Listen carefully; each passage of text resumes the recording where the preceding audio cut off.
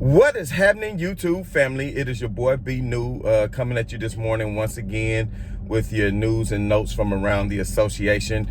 Just want to touch on some of the games that I had a chance to see last night, just so I can give you guys my thoughts on it as the season progresses. And you can always, of course, leave your comments below on how you felt as you watched the games last night. And if you didn't see it, then it's just my quick recap for my observations for those of you who weren't able to see any of the games last night. But first and foremost, I want to jump right into, of course, who guessed it, the Lakers and the Grizzlies matchup from last night. So two of my favorite teams playing, and of course it was a close game even without Ja Morant, and they just faced off against each other a couple of nights ago, so it was a rematch again. I noticed the NBA is doing a lot of that this season, probably just due to COVID and travel restraints, trying to keep a lot of the teams that they playing together versus spreading it out. And that may be a good thing, and that's maybe something they need to do in the future, as far as less travel and keeping players more with their legs. I want to say the Spurs have been in LA for the past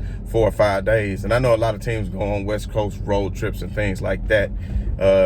So I mean, it's not entirely new, but at the end of the day, I've just seemed like, to me, this year, a lot of teams are playing back-to-back against each other, just like the Nets did Atlanta 2 games in a row, then the Lakers did the Spurs 2 games in a row, then the Lakers did the Grizzlies 2 games in a row, and so forth and so on. But anyway, forget all that.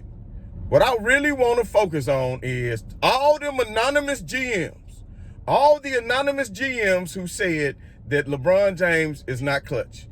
Well, they didn't say LeBron James is not clutch. They just did not choose him to take the last shot. So out of all the GMs of every team in the league, not one of them chose LeBron James to take the last shot. Well, I'm pretty sure some of those were GMs when LeBron was hitting that last shot against them and walking off the court victoriously.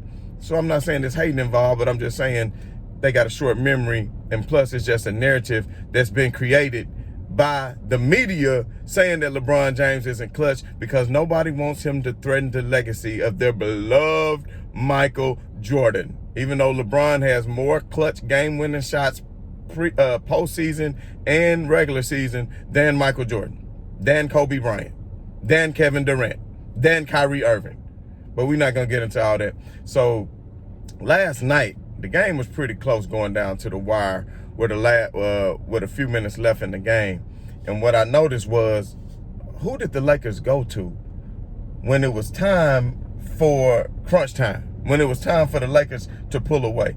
So when the game was tied like 81-81 or whatever it was, LeBron James came down. And I don't know if you guys saw it. If you didn't, please go on to NBA.com or ESPN.com or somewhere and try to take a look at this highlight, because he put this man in the rent cycle. Do you understand me? Now, I love Dillon Brooks. Dillon Brooks remind me of a light-skinned Tony Allen.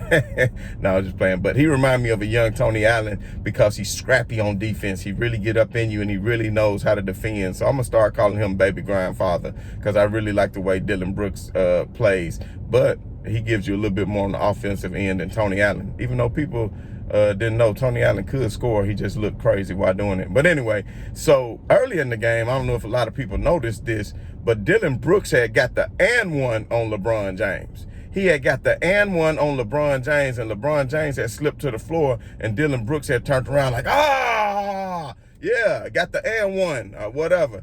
So LeBron James took it upon himself when he had Dillon Brooks in the one-on-one during crunch time. Just put Dillon Brooks in the spin cycle. And much credit to Dillon Brooks, because Dillon Brooks was all up in LeBron James, like he was all over him. But LeBron James hit him with the step, spin back, and the fadeaway from damn near the top of the key. It was at least like 18-footer, and hit the shot right in his face. And then went down and did the little, I'm not sure what the celebration was. I don't know if he was calling Devin Brooks small or what was he saying, but whatever it was, I'm pretty sure Devin Brooks of the Memphis bench had some words for him, so LeBron James had to show him to bow down to something that's greater than you. Bow down.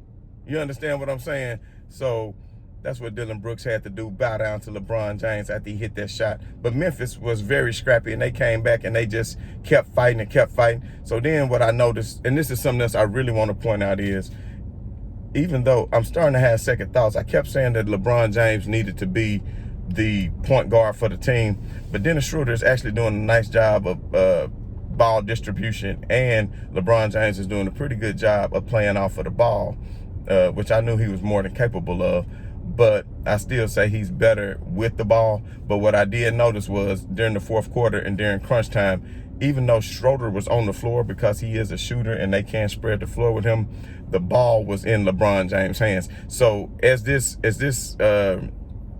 came down to the last minute and LeBron hit that shot and the Grizzlies came back and hit another shot and they was kind of going back and forth, it was LeBron James who had the ball in his hand. So on the very next possession, LeBron James comes down, and then they do the play that I think is pretty much damn near unstoppable. I don't know why they don't run a little bit more of this.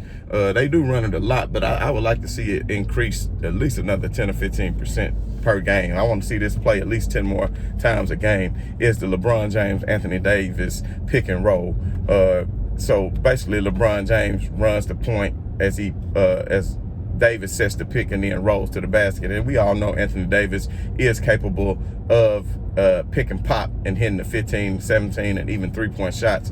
And that's what makes it such a dangerous combination, because both of them have such length and size. And then if somebody decides to roll with Anthony Davis, that leaves LeBron James the options to pull up and pop himself, or either roll to the basket himself as well. So anyway, on the next possession, they come down and LeBron James immediately gets Anthony Davis involved and gets him the easy 2 points, rolling to the basket on the pick and roll. So at that point, they're up by like 5 points. And pretty much that was pretty much it. Then the Grizzlies came back down and hit it, but the Grizzlies refused to give up, and they came back and cut it back down to 4. And then of course LeBron James goes back down again and does the same thing. The game, they only with a 2 or 3 point lead. LeBron James puts them back in the spin cycle.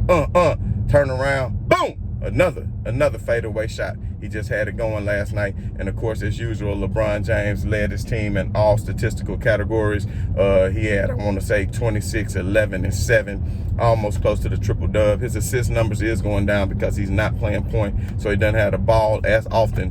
But he definitely still is leading the team in scoring and in assists. So that's something that LeBron has always done, which he did again last night. And then I found it real interesting that they were really trying to foul LeBron at one point, and he was holding on to the ball like he was going to take his free throws. And that's another thing. LeBron James shot 100% from free throws yesterday, which is a rarity for LeBron, but he was really locked in last night for whatever reason and making all his free throws. So let's see if it's something new that he's starting to do to make him become a little bit more comfortable at the line. So he made all his free throws and he was very willing to go, but they was fouling the hell out of LeBron James, and he lost the ball, which gave him another turnover, which he did have a lot of turnovers for the game. I want to say 5 or 6, but they were really trying to foul him, and they didn't call it, and they allowed Memphis to steal the ball, and Memphis cut it down again. So LeBron James had to go back down and do his thing again. So finally, they went up by like 5 or 6 with like 30 seconds left. So at this point, they're like, let's go ahead and pull LeBron out of the game. But the Memphis Grizzlies would not stop fighting. They came back down and hit a 3, and LeBron James was out of the game, so they had to bring him back into the game with 2 seconds left. The Grizzlies got the steal, but they didn't have enough time to call the timeout. And that was pretty much it. So my main focus of what I want to say about this game is stop saying LeBron James is not clutch. The man is clutch. He did whatever he had to do, whether it's regular season, postseason, or whatever. So we all know he shoots a higher percentage than KD and Kyrie in clutch situations and game time situations. So let's stop the narrative. Please, let's stop it. So that was my thoughts on that game. The other game I did get a chance to watch, and I didn't watch much of it because it really wasn't much of a game, was the Utah Jazz against the Brooklyn Nets. Now, I really thought that it was going to be a good game, and as you all know, Kevin Durant is out for at least 7 days from trace contact with COVID, so they're just doing it as a precautionary measure. He did not, I repeat, he did not have COVID, but he came into contact with somebody who did had COVID, and they just taking precautionary measures and sending them out, I want to say, until next Tuesday.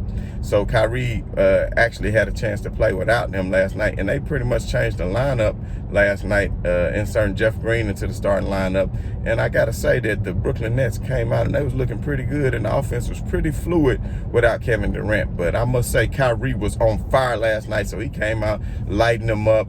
I want to say in the first quarter, it was like 35-10 at one point.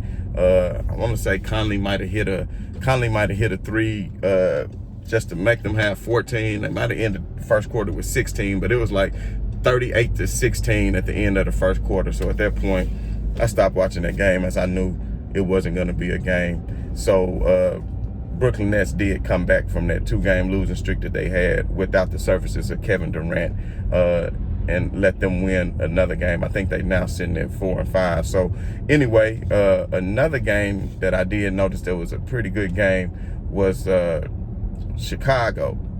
The way Chicago came back against Portland. I mean, C.J. McCollum and Dame Lillard was doing C.J. McCollum and Dame Lillard things as usual. But I must say, this young Chicago squad, after starting off 0-3 or 0-4, done come back and won like 3 or 4 games in a row. And LaVine is looking pretty good and not afraid to step up and take the shots because he hit a really big 3 last night. I know McCollum came and hit a 3, then LaVine came right back down and hit a 3. So for the Chicago Bulls to be able to go on the road and do what they do and win that game, I think that was a testament to coaching and a testament to the players not giving up. So like I said, at any given night, you can never count a team out that's well coached and prepared and ready to play. I'm trying to think what other game did I see last night. It was San Antonio. San Antonio won last night over the Clippers. That's what it was. How in the world could I forget that? So the crosstown rivals, the Clippers, played without your boy Paul George. So Paul George was out last night because his feelings was hurt from Devin Booker previously. So Devin Booker had hurt Paul George feelings so bad. I think they had ran out of Kleenex for him to stop crying. So he had to sit that game out. No, I'm just playing. So Paul George was out because he had an ankle sprain. So it was up to Kawhi Leonard to lead the team. And, of course, Kawhi had 30 and 10, but it was not enough for them to beat the San Antonio Spurs. And, of course, the Lakers have defeated the Spurs twice already. And I'm not one of those people to say, well, this team beat this team, so they're better than that team, and this team played this team straight up, because returning to the floor last night was LaMarcus Aldridge. Now, I got to say, San Antonio was looking nice, and we all know Popovich is a great coach, and this is the youngest team that Popovich has coached in his career. The average age of the Spurs is 25 years, and as you know, he was used to coaching a lot of old heads with Timmy D and Ginobili and everything. So shouts out to Popovich for still coaching a young squad. Murray looking nice, Aldridge looking nice. Of course, Patty Mills, as always, is looking nice. Rudy Gay seemed like he got an extra pep in his step that he had lost, that he's gained back. So let's give it up to the Spurs. The Spurs are looking good.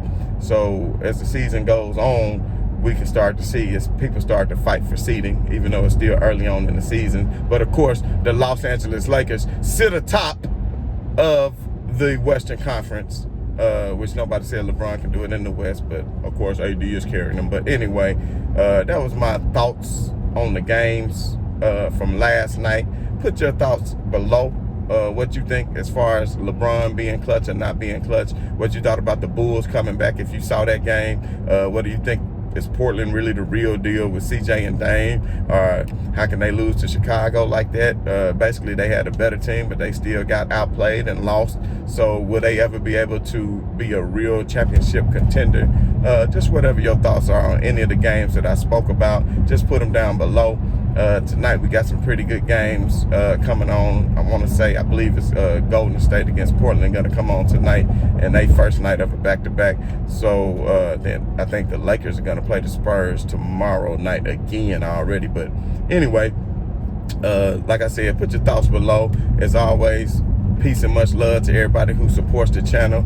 And if you haven't done so already, please subscribe. Like I said, I got some other things in the work that I have not forgot about. But once again, this is your boy, Be New. I'm saying right on to the real. I'm saying much love to all y'all haters. Peace. And once again, you know, I'm out.